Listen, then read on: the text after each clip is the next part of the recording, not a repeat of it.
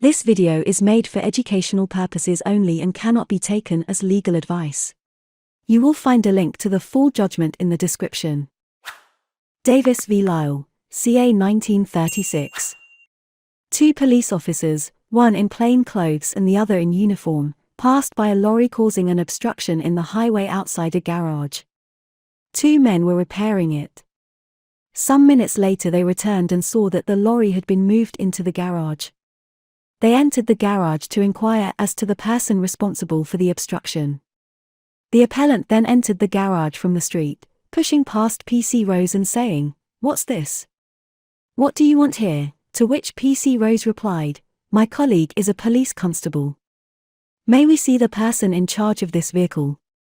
The appellant then in abusive and obscene language said, "Get outside, you can't come here without a search warrant." The respondent was in the act of producing his warrant card when the appellant rushed at him and struck him.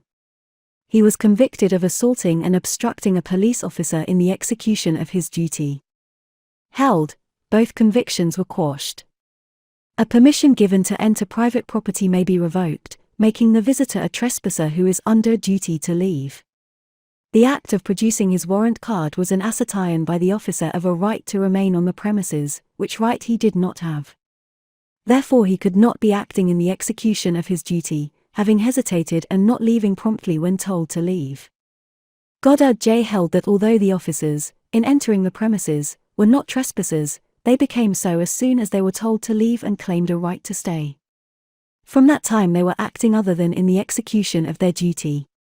Lord Huart C.J. held that by the act of producing his warrant card, the respondent was asserting a right to remain on the premises, which right he did not have. Lord Huart C.J., Goddard J.